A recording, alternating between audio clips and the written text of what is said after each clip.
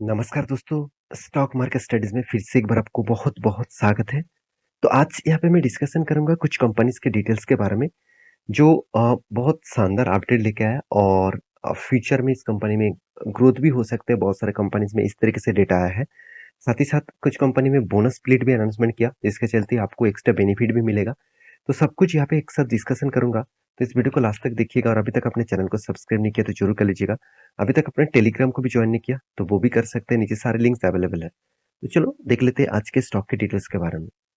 सबसे पहली बात कंपनी के बारे में बात करूँ, तो कंपनी का नाम है एलटीटीएस मतलब Larsen and Toubro technology services. जो देखा जाए तो एक लार्ज कैप कंपनी है और इस कंपनी के जो ग्रोथ है, वो बहुत शानदार आपको देखने को मिलेगा। कोविड के बाद इस कंपनी में धमाका परफॉर्मेंस दिया। कंपनी के 1 मंथ के चार्ट में ओपन कर दूँ तो कंपनी पॉजिटिव में क्लोजिंग हुआ। चलो 2% के आसपास। 6 मंथ में इसका हालत खराब दिखेगा, तो उतना ज़्यादा गिरावट नहीं है, फिर भी छोटा-मोटा करेक्शन है 2% के आसपास। 2% गिरावट कोई गिरावट नहीं होता, तो 1 साल में इसका हालत खराब हो चुके हैं 14% के आसपास। क्योंकि आप सभी जानते हैं आईटी सेक्टर में सबसे ज़्यादा प्रेशर हमेशा आईटी सेक्टर के ऊपर लगातार कोविड के सॉरी 2021 के एंड के बाद देखने को मिला है। क्योंकि रसिया और यूक्रेन के बीच जब युद्ध स्टार्ट हुआ था, यूएस में जब इन्फ्लेशन रेट हाइक हो गया था, यूएस में बैंक जब क्राइसिस देखने को मिला था, ये सारे कारण के वजह से इकोनॉमिक क्राइसिस के वजह से इस आईटी सेक्टर के ऊपर प्रेशर देखने को मिला। देखिए क्योंकि आईटी सेक्टर ज़्यादा से ज़्यादा ग्लोबली मार्केट में जितने सारे बैंक्स हैं, जितने सारे फाइनेंस है, इस तरीके से कंपनी को सॉफ्टवेयर प्रोवाइड करते हैं। तो जब जब कोई कंट्री का ग्रोथ होता है, तब बैंक्स और फाइनेंस का सबसे ज़्यादा ग्रोथ होता है। तो बैंक्स अगर कोई भी कंट्री का ग्रोथ डाउन होता है, तब उस कंट्रीज में बैंक्स और फाइनेंस सेक्टर में भी डाउन होता है। देखिए फाइनेंस का काम क्या है? देखिए लोन लोगों को लोन बांटना। अगर लोगों के हाथ में पैसा ही नहीं होगा तो वो लोन किस लिए लेंगे? और लोन भी अगर लेने जाएंगे तो उसको इंटरेस्ट ज़्यादा देना पड़ेगा। तो इसीलिए वो लोन कम लेंगे, तो इसलिए फाइनेंस कंपनी के ऊपर डाउन देखने को मिलता है। तो उसी के प्रेशर में उसके साथ जुड़े हुए बाकी कंपनी जैसे आईटी सेक्टर भी प्रेशर हमेशा देखने को मिल जाता है। तो आप देख चुके हैं हर कोई कंपनी, हर कोई आईटी सेक्टर में जो रिजल्ट आ रहा है, क्वार्टरली जो रिजल्ट आ रहा है, वो रिजल्ट शानदार होने के बाद भी स्टॉक के ऊपर एक गिरावट देखने को मिल रहा है। क्यों? क्योंकि यही एक वजह है, क्योंकि कंपनी ने रिजल्ट तो अच्छा किया, मगर कंपनी की जिस ग्रोथ के हिसाब से अभी रिजल्ट होना चाहिए था, उस ग्रोथ के हिसाब से नहीं हुआ। यहाँ पे भी वही नजरिया देखने को मिला है। कंपनी ने क्या किया? कंपनी रिजल्ट पब्लिश किया पिछले दिनों में। कंपनी रिजल्ट के साथ साथ यहाँ पे डिविडेंड भी अनाउंसमेंट किया। डिविडेंड कितने अनाउंसमेंट किया आप देख सकते हैं। ₹2 के फेस वैल्यू के हिसाब से कंपनी 30 के आसपास यहाँ पे टोटल डिविडेंड अनाउंसमेंट किया और डिविडेंड अराउंड होता है 1500% के आसपास। इसका मतलब कंपनी 1500% के आसपास डिविडेंड यहाँ पे अनाउंसमेंट कर चुके हैं। तो इस डिविडेंड के चलते है कंपनी में धमाका आपको देखने को मिलेगा। तो अभी तो फिलहाल के लिए आज के दिन उतना शायद आपको खास परफॉर्मेंस देखने को ना मिले, क्योंकि कंपनी के ऊपर आईटी सेक्टर के ऊपर प्रेशर है। तो दिग्गज आईटी सेक्टर टीसीएस, इन्फोसिस जैसे कंपनी अच्छा रिजल्ट करने के बाद भी गिरावट का माहौल दिखाया। तो ये कंपनी तो उससे बहुत छोटा है, तो उस हिसाब से इसके ऊपर भी तो प्रेशर बनेगा। तो आप देख सकते हैं कंपनी का टोटल रिजल्ट रिजल्ट किस तरीके से आया है, मिलियन में है। चलो मैं आपको कन्वर्ट कर दूंगा करोड़ों में। तो टोटल इनकम के बारे में बात करूं तो करीबन करीबन 21,400, जो पिछले बार था कितना 21,200, पिछले साल में था 17,800। इसका मतलब इनकम पिछले क्वार्टर के तुलना से तो ज्यादा हुआ, मगर उतना ज्यादा नहीं हुआ जो एक्सपेक्ट कर रहा था मार्केट।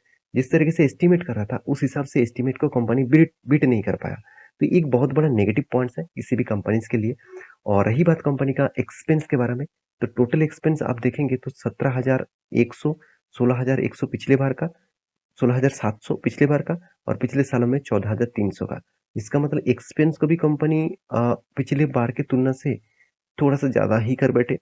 तो कंपनी में टैक्सेस पे करने के बाद कंपनी के हाथ में आया नेट प्रॉफिट। तो नेट प्रॉफिट के बारे में बात करूँ तो कंपनी प्रॉफिट किया 310 करोड़ का। तो मैं करोड़ में कन्वर्ट कर दूं तो 310 करोड़ का टोटल प्रॉफिट किया, जो पिछले बार सिर्फ के सिर्फ कंपनी का प्रॉफिट था 305 करोड़ का। और पिछले साल में कितना था 263 करोड़ का। तो आप फिगर देख लीजिए, सालों में तो बीट हुआ, सालों में तो अच्छा रिजल्ट हुआ, मगर क्वार्टर क्वार्टर में एस्टीमेट को बीट नहीं कर पाया। छोटा सा प्रॉफिट ग्रोथ हुआ, तो इस ग्रोथ के चलते ही स्टॉक के ऊपर एक प्रेशर देखने को आज के दिन मिल चुका है। तो कंपनीज़ के जो पॉइंट्स मैं हमेशा देखता हूँ कंपनी का अर्निंग पर शेयर। तो कंपनी का बेसिक अर्निंग पर शेयर के बारे में बात करूँ तो ₹29.32 है, जो पिछले बार 28.75 रुपीज़ था, पिछले सालों में ₹24.83 था।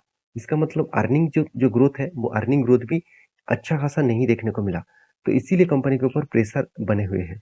सेगमेंट वाइज़ बात करूँ तो कंपनी का सेगमेंट वाइज़ देखिए कहाँ से सबसे ज़्यादा कंपनी के पैसे आते हैं। देखिए इस कंपनी में ट्रांसपोर्टेशन के माध्यम से सबसे ज़्यादा रेवेन्यूज़ आते हैं। तो कंपनी देखिए इस कंपनी बैंकिंग सेक्टर के ऊपर कम काम करते हैं।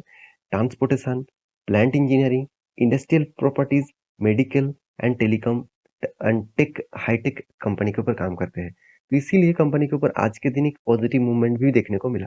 क्योंकि देखिए बाकी कंपनी जो है जैसे टीसीएस हो गया, इन्फोसिस, विप्रो, एस्टेलटेक, ये सारी कंपनीज बैंकिंग के ऊपर ज़्यादा सर्विसेज देते हैं। फाइनेंस सेक्टर के ऊपर ज़्यादा सर्विसेज देते हैं। मगर ये जो कंपनी है इसका सेगमेंट कुछ अलग है, जिसके चलते कंपनी में एक ग्रोथ देखने को मिला। फिर भी इसका जो सेगमेंट है, सेगमेंट वाइज़ भी यहाँ पे देख सकते हैं, कंपनी में अर्निंग ग्रोथ थोड़ा-सा कम हो चुके हैं।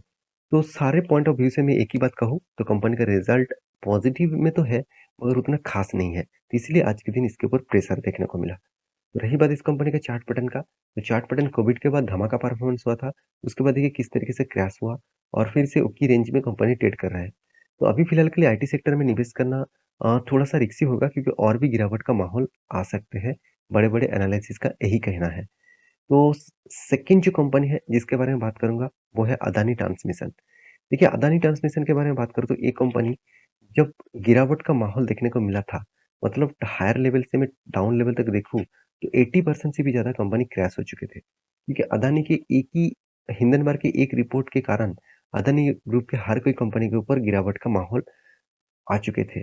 और इसकी गिरावट के कारण पीछे कारण भी है क्योंकि कंपनी ने बहुत बड़ा कर्जा लेके रखा है। साथ ही साथ कंपनी ने कम क्या किया, कंपनी के जो कर्जे के साथ-साथ कंपनी का वैल्यूएशन बहुत हाई था। ये सारे कारण के वजह से स्टॉक के ऊपर एक बिग फॉल देखने को मिला। बिग फॉल जो है वो आप देख सकते हैं किस तरीके से फॉल देखने को मिला था।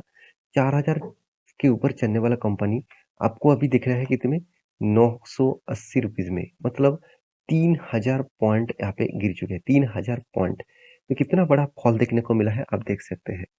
तो मैं आपको खुद बोला था कि मैं खुद इसके ऊपर ट्रेडिंग करके ऑब्वियसली पैसा कमाया हूँ क्योंकि ट्रेडिंग अच्छा खासा सेलिंग साइड में मैं ऑप्शन में ट्रेडिंग किया, पुट में, तो उसके अच्छा खासा रिटर्न भी बने। तो मैं फिर से एक बार आपको यहाँ पे ट्रेडिंग के लिए बोलूँगा, तो वो जो को कब होगा ट्रेडिंग, देखिए ये जो रेंज है, इस रेंज को फिर से अगर ब्रेक डाउन करे, क्योंकि यहाँ पे एक ब्रेक डाउन मतलब ये जो सपोर्ट था, इसको ब्रेक किए थे, उसके बाद यहाँ पे होल्ड कर रहा है। तो होल्ड करने के बाद अगर फिर से ब्रेक डाउन करे, तो नेक्स्ट लेवल ₹430 तक आएगा। इसका मतलब ₹880 को अगर ब्रेक करता है, तो 50% और भी गिरेगा। तो इसके लिए तैयार रहना, मैं खुद ट्रेड लेने वाला हूँ, आपके साथ भी शेयर करूँगा टेलीग्राम में। तो इस कंपनी के बारे में आज बात क्यों कर रहा हूँ? सबसे पहले बता दूँ, कंपनी के ऊपर एक गुड न्यूज़ है। गुड न्यूज़ क्या है? तो इस भारी भरकम गिरावट के माहौल में कंपनी इसके ऊपर बड़े इन्वेस्टर इन्वेस्ट करने के लिए तैयार हो चुके हैं। देखिए, हमेशा बड़े इन्वेस्टर इसी का फ़ायदा ढूँढते हैं। हाँ, आप कहेंगे सर कंपनी में बहुत ज़्यादा कर्ज़ा है। क्या उस कर्ज़े के चलते ही कंपनी के ऊपर निवेश करना चाहिए?